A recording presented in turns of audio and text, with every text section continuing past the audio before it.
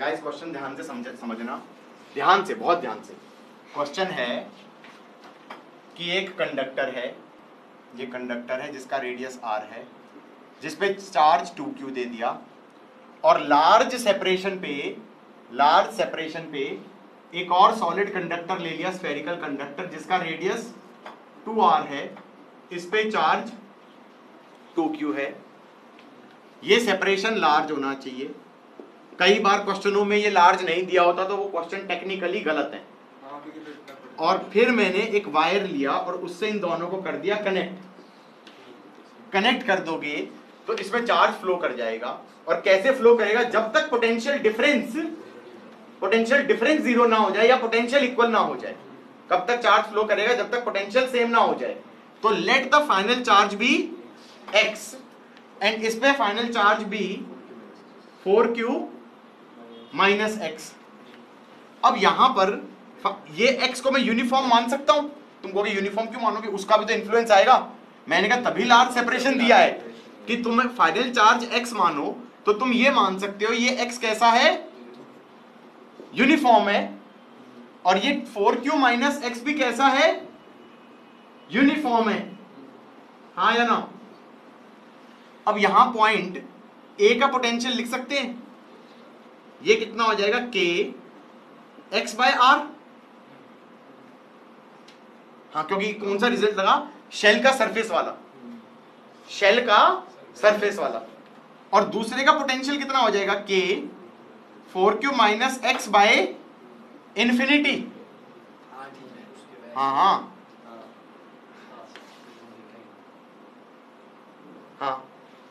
और potential at this b कितना हो जाएगा? k x by infinity plus k 4q minus x by 2r। हाँ या ना?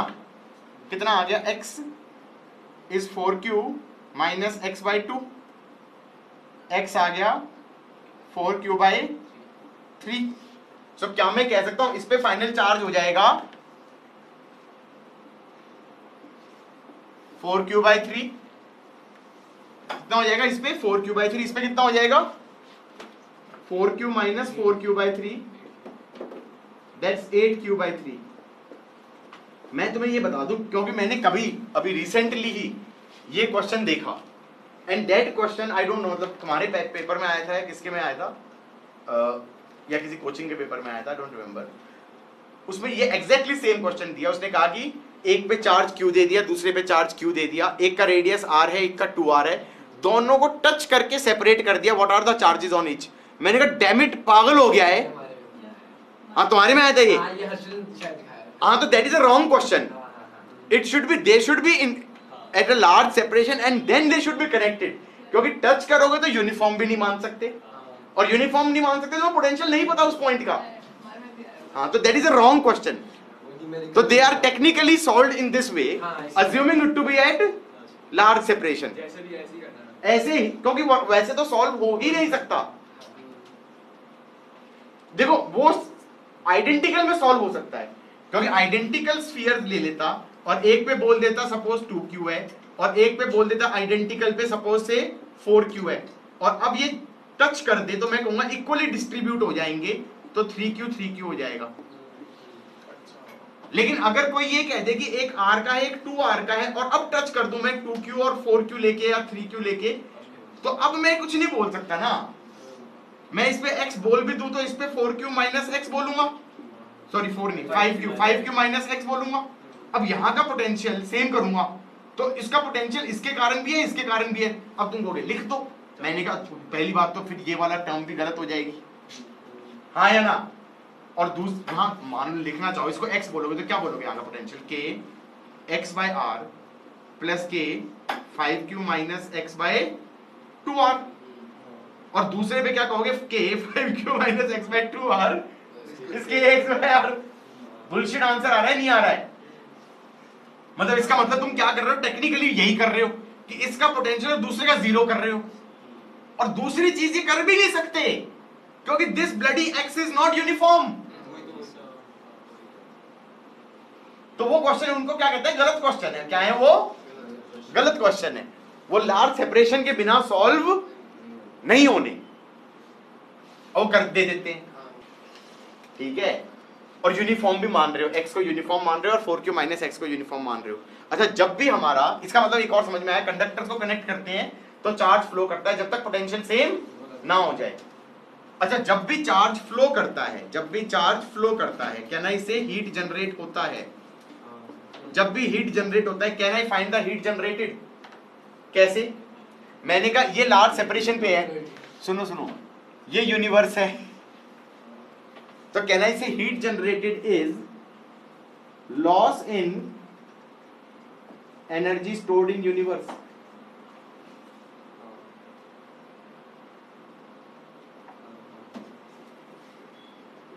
Initial energy, that is loss means initial minus final energy stored in universe. Can I say initial energy stored in universe would be kq square by 2r. So that is k 2q का square by 2r plus k 2q का square by 2 of 2r, तो 4r आ जाएगा। ये initial energy stored है इस वाले universe में 2q के कारण, इस वाले यूनिवर्स में 2q के कारण। फाइनल चार्ज कितना हो गया? इस पे हो गया 4q/3, इस पे हो गया 8q/3। तो मैंने कहा फाइनल एनर्जी स्टोर्ड क्या हो जाएगा? k 4q/3 का whole square by 2r plus k 8q/3 का whole square by 2r, 2 of 2r। That's your heat generated.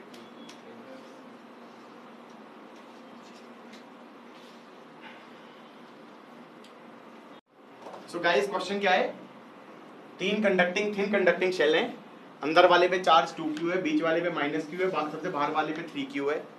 सबसे अंदर और सबसे बाहर वाले को कनेक्ट कर दिया और बीच वाले को अर्थ कर दिया। कैसे स्टार्ट करूंगा? सबसे अंदर वाले, अबे ओए पोटेंशियल बच्चे, पहले x ले ले और इस पे y ले ले, क्योंकि -q से कोई फर्क नहीं पड़ता इनिशियल चार्ज से, जिसको अर्थ कर रहे हो उस पे इनिशियल चार्ज से कोई फर्क नहीं पड़ता। तो अंदर वाले पे x ले लिया, बीच वाले पे y ले लिया, बाहर वाले पे 5q माइनस x ले लिया। क्या ले लिया? 5q minus x। कितने अननोन है? x और y। रेडियस ले लेना r, 2r, 3r। अब 1 का और 3 का पोटेंशियल सेम कर दो और 2 का पोटेंशियल 0 कर दो। 1 का और 3 का पोटेंशियल सेम कर दो, v1 should be equal to v3। अब 1 का पोटेंशियल लिख के दिखा, k x/r plus k y/2r plus k 5q minus x/3r। ये 1 का लिख दिया। 3 का कितना होगा? k x/3r plus k y/3r plus k 5q minus x/3r। एक इक्वेशन तो ये हो गई x और y में। दूसरी क्या करोगे? बीच वाला जिसको ग्राउंड किया है, जिसमें तुमने चार्ज y मान लिया है, क्योंकि that y will be independent of -q, उसको 0 कर दो उस पोटेंशियल को। तो उसका पोटेंशियल कितना होगा? k x/2r, हाँ 2r, k x/2r, k y/2r plus k 5q minus x/3r should be 0। Done guys?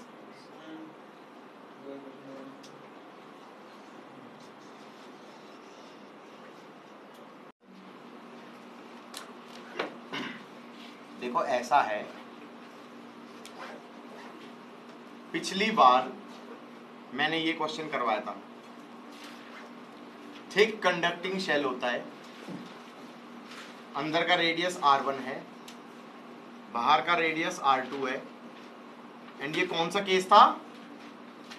Thick conducting shell का केस था, हाँ या ना?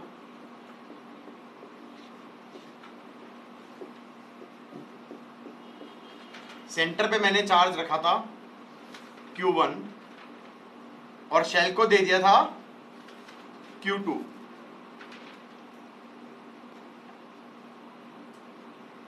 तो इनर फेस पे कितना चार्ज आ गया था?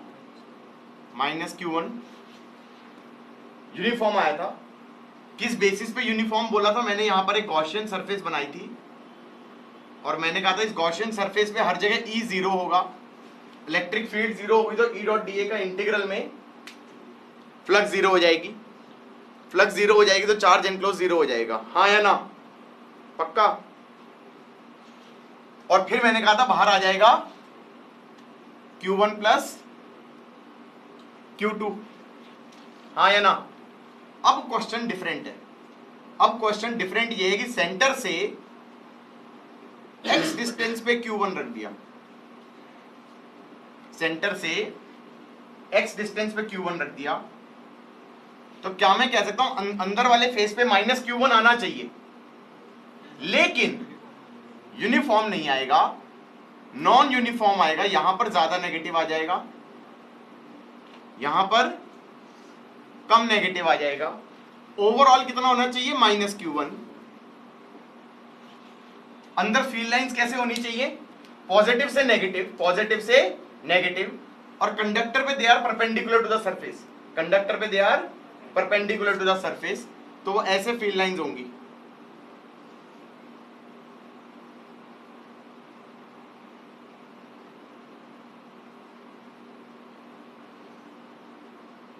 हाँ या ना?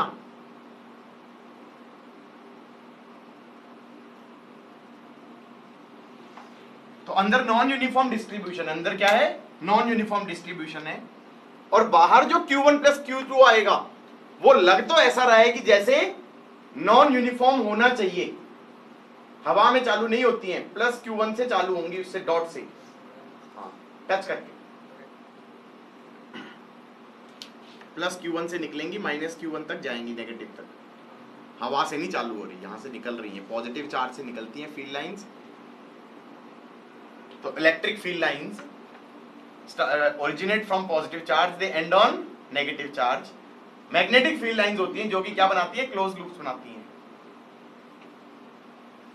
For the time being, for the time being. जो बाहर वाला Q1 प्लस Q2 होता है उसमें क्या हो जाता है? वो एक्चुअली नॉन यूनिफॉर्म नहीं होता, वो एक्चुअली यूनिफॉर्म होता है। क्या मैं ऐसा कह सकता हूं? इट इज लाइक सेइंग कि अंदर का इफेक्ट अंदर ही जनरेट हुआ और अंदर ही खत्म हो गया, वो पेनिट्रेट करके कंडक्टर से बाहर नहीं गया। तो बाहर की field lines are actually independent of अंदर का डिस्ट्रीब्यूशन।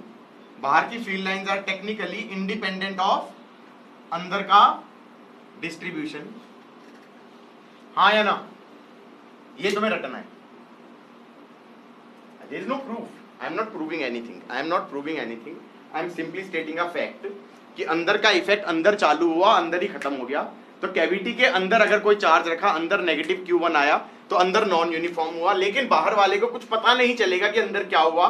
तो बाहर का distribution will be independent of अंदर का इफेक्ट।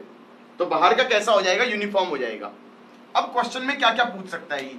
एक तो ये पूछ सकता है कि इस पॉइंट ए पर, इस पॉइंट ए पर पोटेंशियल बताओ। क्या मैं कह सकता हूं potential at A is nothing but potential due to Q1 plus potential due to -Q1 plus potential due to Q1 plus Q2, हाँ या ना? हाँ, potential at A is potential due to Q1, potential due to -Q1 and potential due to Q1 plus Q2। Q1 के कारण तो कितना हो गया? K Q1 by X, और इस वाले के कारण कितना हो गया? K Q1 plus Q2 by R2। ये -Q1 का लिख सकते हैं क्या यहाँ पर? शेल वाला रिजल्ट तो लगेगा नहीं क्योंकि नॉन यूनिफॉर्म शेल है।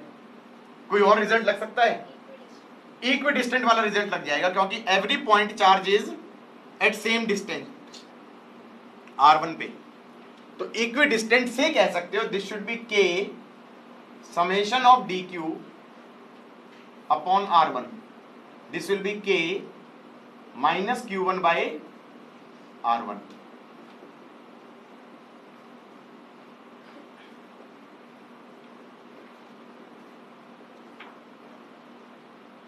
हाँ या ना? This is potential at A, this is potential at A. यहां तक का समझ में आ गया? अगर ए की जगह बी पे पूछते, इसका मतलब ये समझ में आना चाहिए कि बी पे तुम पोटेंशियल नहीं निकाल सकते, क्योंकि तुम पोटेंशियल ड्यू टू Q1 तो लिख दोगे के Q1 upon root of x square plus Y square, ये वाला पोटेंशियल भी लिख दोगे के Q1 plus Q2 bye R2, लेकिन ये वाला पोटेंशियल तुम नहीं लिख पाओगे।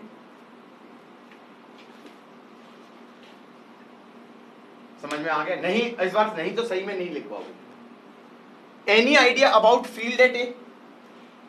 क्या तुम इलेक्ट्रिक फील्ड एट ए लिख सकते हो? कैसे? के Q1 बाय एक्स स्क्वायर। ठीक है भैया, के Q1 बाय एक्स स्क्वायर तो हो गई लेफ्ट में, Q1 प्लस Q2 की कितनी हो जाएगी? 0, क्योंकि वो यूनिफॉर्म है, यूनिफॉर्म के अंदर फील्ड 0 होती है। अबे माइनस Q1 की कैसे लिखोगे? 0 थोड़ी हो जाएगी, वो तो सिर्फ यूनिफॉर्म के लिए होता है। You don't know electric field at A, you don't know electric field at A, नहीं लिख पाओगे। क्यों नहीं लिख पाओगे? क्योंकि electric field at A due to minus Q1 तुम्हें नहीं पता। समझ में आया कि नहीं आया? ए पे नहीं लिख पाए, बी पे भी नहीं लिख पाओगे। ए पे नहीं लिख पाए, बी पे भी नहीं लिख पाओगे। ए पे तुमने Q1 की लिख दोगे, Q1 प्लस Q2 की लिख दोगे, माइनस Q1 की नहीं लिख पाए। यहां तक का समझ में आ गया? अगली स्टोरी, उसके बाद कंडक्टर के अंदर ये पॉइंट है सपोज Z पे, यहां पे क्या क्या लिख सकते हैं?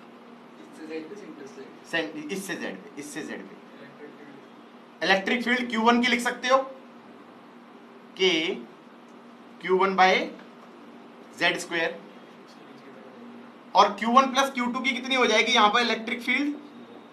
0।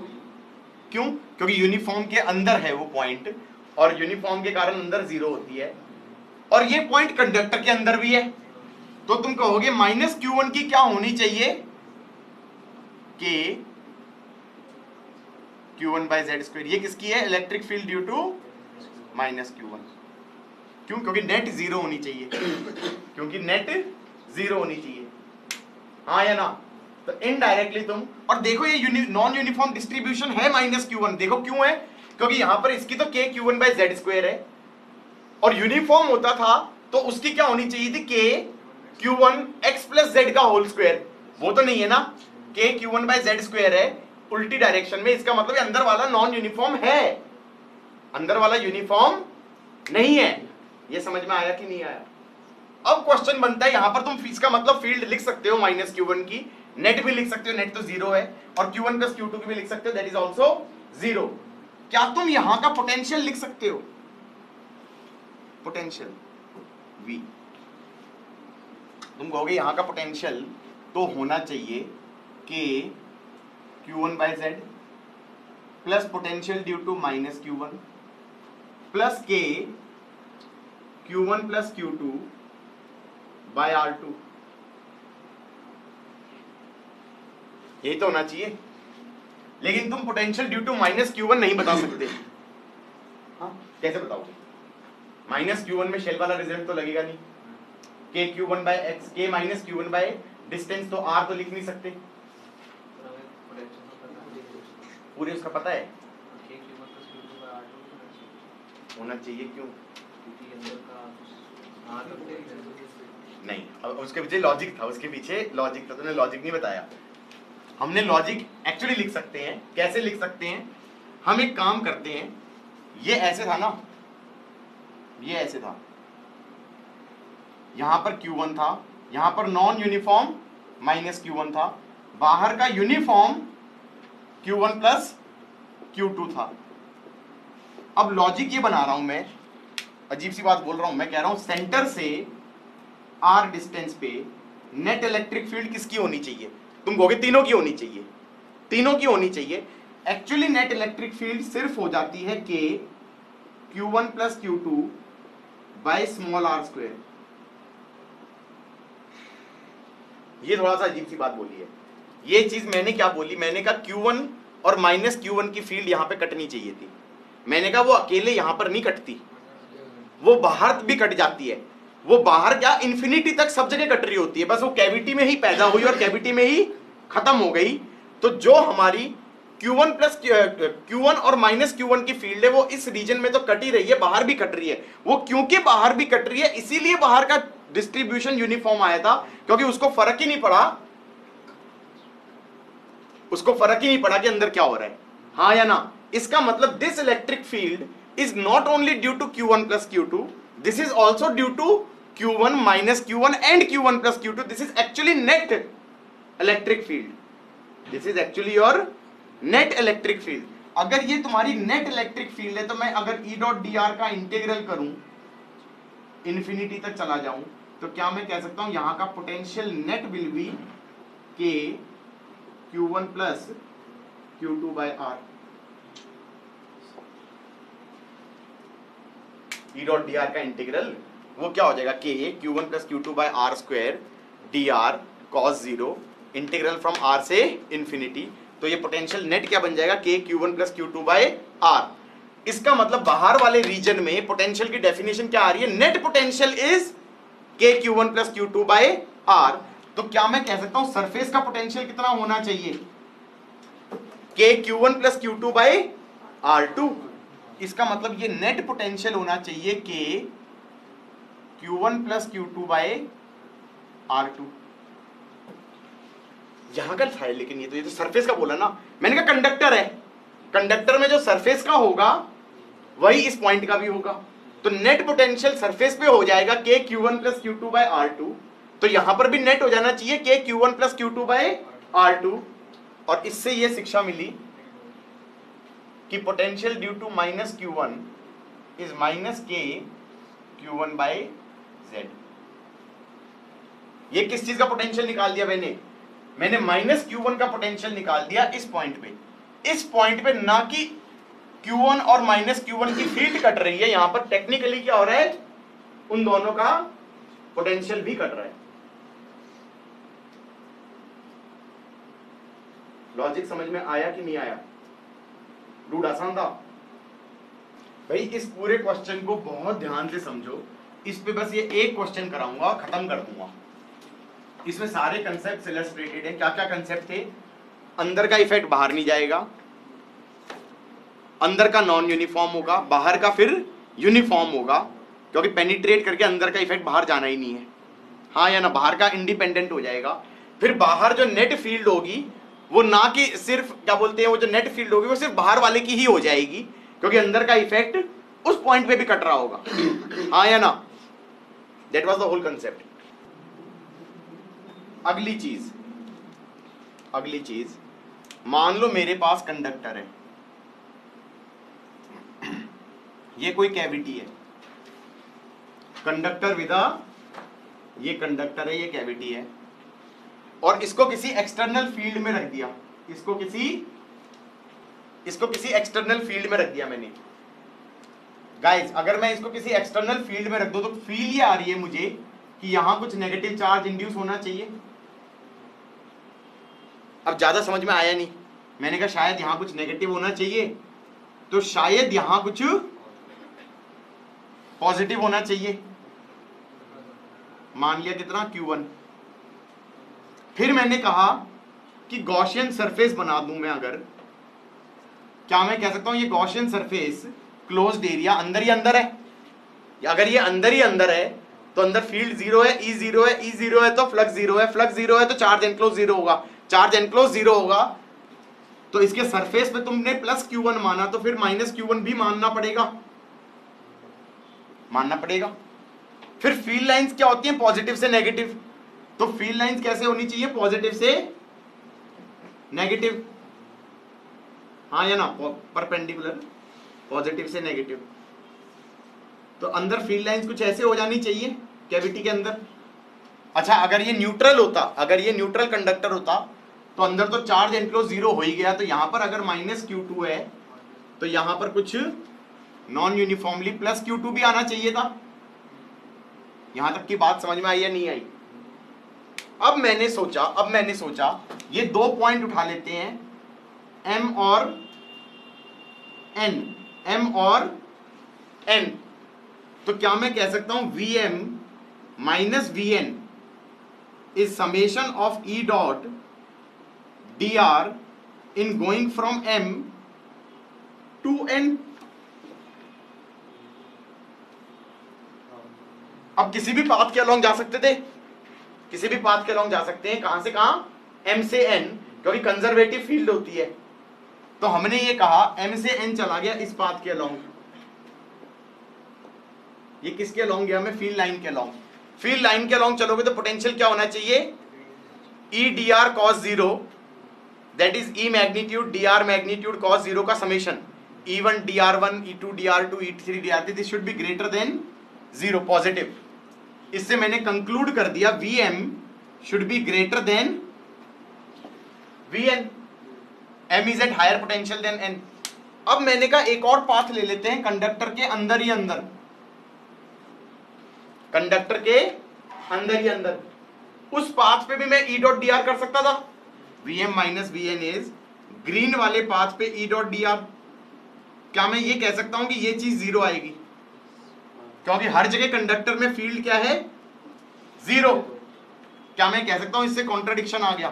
क्योंकि 0 से तो आ रहा है Vm should be equal to Vn, और इस वाले पाथ से आ रहा है Vm should be greater than Vn। इसका मतलब कुछ तो गड़बड़ अज्यूम किया है। मैं बताऊं हमने क्या गड़बड़ अज्यूम किया है? हमने अंदर चार्ज मानना ही नहीं चाहिए था, क्योंकि अगर अंदर फील्ड लाइन है सरफेस टू सरफेस, तो सरफेस पे कहीं से ओरिजिनेट हुई कहीं पे एंड हुई, तो उन दोनों पॉइंट्स के बीच में पोटेंशियल डिफरेंस होगा। But those two points are technically points of a conductor, they should be equipotential, जो कि एक्चुअली ये बोल रहा हूं मैं कि Vm शुड बी Vn, हाँ या ना? तो इसका मतलब ये है कि M और N सेम पोटेंशियल पे होनी चाहिए, तो वो तो मतलब कॉन्ट्रडिक्शन तो आ ही गया। इसका मतलब अजम्पशन क्या, इसका मतलब कंक्लूजन हमने क्या निकला इसका? इसका मतलब अंदर चार्ज इंड्यूस ही नहीं होना चाहिए, ये +Q1 और ये -Q1 इंड्यूस नहीं होगा। बेटा this is something called as electrostatic shielding. This is something called as electrostatic shielding. So I have actually proved, technically let us say, अगर कोई कंडक्टर विद अ कैविटी है और जब तक तुम कैविटी में अलग से चार्ज नहीं रखते तब तक अंदर वाली सरफेस पे चार्ज इंड्यूस नहीं होता। सारा चार्ज जो इंड्यूस होता है वो आउटर पे होता है, अंदर पे चार्ज इंड्यूस नहीं होता, तो अंदर फील्ड भी नहीं होती, और अंदर फील्ड भी नहीं होती तो क्या मैं कह सकता हूं कैविटी वाला पार्ट भी सेम पोटेंशियल पे होगा एज द कंडक्टर, हाँ या ना? तो अगर मैं क्वेश्चन बनाऊं, ये क्वेश्चन बना दिया मैंने, ये कंडक्टर है विद अ कैविटी, ये कंडक्टर, इसका रेडियस है r, यहां से डिस्टेंस x पे पॉइंट चार्ज रख दिया q, और मान लो इस कंडक्टर पे टोटल चार्ज था q1। तो क्या मैं कह सकता हूं कि यहां पर क्या होगा? गाइस यहां पर कुछ नेगेटिव चार्ज इंड्यूस हो जाएगा, कितना? -q डैश, इस पे +q डैश नहीं होगा, ये थोड़ा सा चेंज कर दिया ना क्वेश्चन को मैंने, टोटल q1 मान लिया एग्जैक्टली, तो ये हो जाएगा q1 +q डैश। अब कोई कहे सेंटर पे पॉइंट A पे इंड्यूस्ड इलेक्ट्रिक फील्ड कितनी होगी? मैं ये इंड्यूस्ड इलेक्ट्रिक फील्ड, तो इस क्वेश्चन को डायरेक्टली कैसे मानो कि ये कंडक्टर विद अ कैविटी है, अंदर कोई चार्ज अलग से रखा नहीं गया है, कैविटी के अंदर भी चार्ज इंड्यूस नहीं होगा, अंदर फील्ड भी इंड्यूस नहीं होगी। This question is like a solid conductor. और सॉलिड कंडक्टर के क्वेश्चन में हम क्या करते थे कि बाहर वाले के कारण फील्ड क्या होती थी? kq/x², और इंड्यूस वाले की यहां पर क्या हो जानी चाहिए? कट जानी चाहिए। यहां पर कोई कहे y डिस्टेंस पे q के कारण फील्ड क्या हो जाएगी? ऐसे kq/x² + y²। मैंने कहा इंड्यूस वाले की यहां पर भी इस वाले को क्या कर देगी, कैंसिल कर देगी। What is induce? Minus Q dash and Q one plus Q dash, हाँ या ना। अब कोई कहे what is net potential at A, मैंने कहा नेट पोटेंशियल एट ए हो जाएगा K Q by X plus K Q one by R. ये कैसे लिखा? इक्वी डिस्टेंट वाले फंडे से लिखा। फिर से मैंने कहा भाई सारे के सारे इक्वी डिस्टेंट है सेंटर से, तो हाँ या ना। तो ये आ जाएगा नेट पोटेंशियल एट सेंटर। अब कोई पूछे कि यहां पर हमारा पोटेंशियल ड्यू टू इंड्यूस क्या होगा, मैं कहूंगा यहां पर भी नेट पोटेंशियल क्या होगा, यही होगा एट सेंटर वाला, K Q by X plus K Q one by R, that should be equal to K Q by root of x square plus Y square plus potential due to induced at that point. तो potential due to induced वाला charge at this point would be nothing but this value plus this value minus this value. मतलब ये question literally वैसा question हो गया जो solid conductor के लिए हमने किया था, जबकि इसमें कैविटी दिया हुआ था, बस कैविटी के अंदर चार्ज नहीं देना चाहिए। अब दो इफेक्ट आ गए कि अंदर का इफेक्ट बाहर नहीं जाता, बाहर का इफेक्ट अंदर नहीं जाता। तो क्वेश्चन बेहुदे कैसे बन सकते हैं जिसमें दोनों इफेक्ट सेम क्वेश्चन में डाल दें। क्या कर दें? दोनों इफेक्ट सेम क्वेश्चन में डाल दें। This is called electrostatic shielding. Shielding में यही तो हुआ कि बाहर की फील्ड कैविटी के अंदर कैंसिल हो जाएगी, नेट फील्ड जीरो हो जाएगी, हाँ या ना। बाहर का इफेक्ट अंदर नहीं आएगा। इसके बारे में कहीं वहां पे पढ़ा होगा तुमने, एनसीईआरटी वगैरह पढ़ी हो तो कुछ कहते हैं वो, जब लाइटनिंग होती है, लाइटनिंग कैसे होती है, ये क्लाउड्स होते हैं, ये क्लाउड्स होते हैं, ये अर्थ होता है, क्लाउड्स पे से पॉजिटिव चार्ज आ गया, आई डोंट नो क्यों आ गया, फिर अर्थ पे नेगेटिव आ गया, बस आ गया, फिर बड़ी सी इलेक्ट्रिक फील्ड बन गई क्लाउड से अर्थ के बीच में, क्लाउड से अर्थ के बीच में बड़ी सी इलेक्ट्रिक फील्ड बन गई। अगर ये इलेक्ट्रिक फील्ड का ऑर्डर ऑफ मैग्नीट्यूड 10 की पावर 6 वोल्ट पर मीटर के आसपास है, तो यहां पर जो एयर के पार्टिकल्स हैं वहां पर एयर का न्यूक्लियस होगा और एयर के अंदर इलेक्ट्रॉन्स भी चक्कर काट रहे होंगे। इस इलेक्ट्रॉन पे इतनी ज्यादा फोर्स लगेगी कि ये इजेक्ट हो जाएगा, निकल के भाग जाएगा। इतनी ज्यादा फोर्स लगी कि वो न्यूक्लियस को एटम से इलेक्ट्रॉन इजेक्ट हो गया। अब ये यहां पर क्या बन गई, वैकेंसी। तो कोई और इलेक्ट्रॉन होगा वो डी एक्साइट होके यहां पर इस वैकेंसी को फिल करेगा, और जब भी डी एक्साइट होता है तो वो अपनी एनर्जी रिलीज करता है in the form of photons, hc by lambda। hc by lambda is 13.6 1 by n1 square minus 1 by n2 square। तो वैसे वाली टाइप की एनर्जी होगी। हालांकि वो एग्जैक्टली वैलिड नहीं है क्योंकि that is only for single electron atom, हाँ या ना, सिंगल इलेक्ट्रॉन स्पीशीज। लेकिन आइडिया इसकी एनर्जी रिलीज होगी, और वो जो एनर्जी रिलीज होगी that is lightning, that is lightning. पहले तो क्या हुआ, हाई इलेक्ट्रिक फील्ड ने इजेक्ट करवाया, अब समझ में आया। फिर उसके बाद डी एक्साइट हुआ कोई और जो दूसरा था, और वैकेंसी को फिल किया तो लाइटनिंग हो गया। मतलब मान लो कल हमने आधार को वहां पर खड़ा कर दिया हाई इलेक्ट्रिक फील्ड में, तो क्या होगा, इसकी बॉडी के इलेक्ट्रॉन्स निकल के चले जाएंगे, फिर इलेक्ट्रॉन्स निकल के चले जाएंगे तो और इलेक्ट्रॉन्स आएंगे डी एक्साइट होके, और वो अपनी एनर्जी रिलीज करेंगे, आधार जल जाएगा उस एनर्जी से। Got it? सो आधार क्या करेगा, क्या करेगा, ये एक मेटल का कूड़ेदान का डब्बा ढूंढेगा, और आधार के पास खुद कोई चार्ज नहीं होना चाहिए, और फिर ढक्कन भी होना चाहिए मेटल का, और उस कैविटी के अंदर जाके ये बैठ जाएगा एंड कहेगा I am safe from lightning. अब तो गाड़ी में बैठ जाना, वो भी तो मेटल कंडक्टर विद कैविटी है।